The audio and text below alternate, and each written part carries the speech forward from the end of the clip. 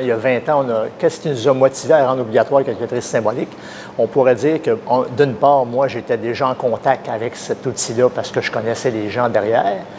Et à l'école, il y avait, comme c'est une école d'ingénierie, il y avait déjà des étudiants qui achetaient des Casio, des HP.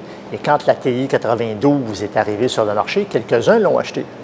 Alors là, on a commencé à se sentir un peu, on pourrait dire, assis entre deux chaises parce qu'elle est plus puissante que les autres. Il y en a qui l'avaient. Est-ce qu'on la permettait aux examens? Est-ce qu'on l'interdisait? Donc, ce qui a venu motiver ça, c'était un peu peut-être pour uniformiser. Et aussi le fait qu'on pouvait enseigner, moi je trouvais en tout cas qu'on pouvait enseigner les mathématiques avec une machine symbolique. Et donc, c'est un peu ça. Surtout pour uniformiser, pour que tout le monde, disons, soit sur le même pied. Je dirais que ce qui a apporté dans l'enseignement une machine symbolique, d'une part, comme c'est une école d'ingénieurs, d'ingénierie, on fait des problèmes d'application et très souvent, moi le premier, si on retourne il y a 20-25 ans, un problème de circuit RL, bien, montrer le graphique de la tension aux bornes du condensateur, bien, je l'avais sur une acétate et je le mettais sur le rétroprojecteur.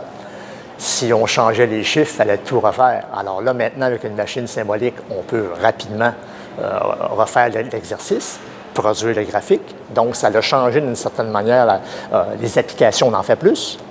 L'autre point que ça a changé, mais là-dessus, je pense que, sans prétention, je suis un des rares, c'est que ça peut permettre d'enseigner les mathématiques, de réviser des concepts de base. Et là-dessus, je trouve qu'on n'insiste pas encore assez. Alors, je dirais application et façon d'enseigner les mathématiques.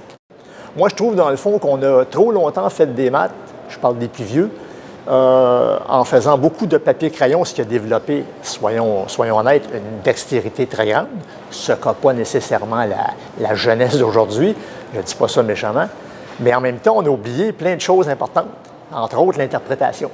Alors, ça permet de doser un peu plus, je dirais. Il y a sûrement des inconvénients. Il est clair que si on reste juste ici à l'école, on sait qu'on a une clientèle qui est un peu, dont une partie de notre clientèle n'arrive pas de sciences de la nature. C'est indéniable, ils ont fait moins de maths, entre guillemets, sont moins bons à la main, moins bonnes à la main. Et donc, soyons honnêtes, une machine symbolique joue, puis a toujours joué un rôle un peu de béquille pour ces gens-là. Est-ce que c'est grave? Je dirais que c'est pas si grave. Par contre, où on a tendance à peut-être à manquer, puis moi le premier, c'est on n'insiste pas assez sur, moi je suis un partisan, il faudrait insister un peu plus sur un petit peu de par cœur, un peu retenir des choses.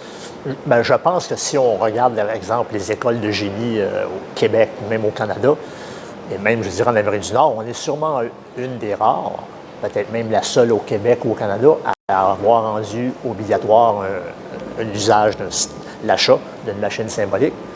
Donc, dans ce sens-là, oui, ça distingue l'école. Mais en même temps, je dirais, il ne faut pas non plus trop se péter les bretelles parce que même si ça distingue l'école, à l'intérieur de cette école, c'est essentiellement un petit groupe de profs de maths, d'autres domaines aussi. Je sais que les gens de physique ou chimie vont l'utiliser. Mais je dirais que ça reste quand même assez local. Faut pas, je ferais même un parallèle en disant que la calculatrice symbolique, le logiciel de calcul symbolique sont aux mathématiques, ce que le rock progressif est à la musique. Il y a des gens qui aiment bien ça, mais dans le monde entier, il n'y en a pas tant que ça, finalement. Bonne question. Est-ce que ça va être encore une bonne idée de rendre obligatoire l'achat d'une machine symbolique? Ici, à l'école, on avait discuté peut-être plutôt un portable, mais là, il y avait le problème de bloquer les accès Internet, etc. Mais là, je ne sais pas, je ne peux pas vraiment répondre à ça. C'est tellement foudroyant, le changement, tellement de nouvelles technologies, la façon d'enseigner, etc. Tout ça change. Et peut-être, pour moi, je n'aurais pas vraiment répondu à cette question parce que je ne serai plus là à ce moment-là.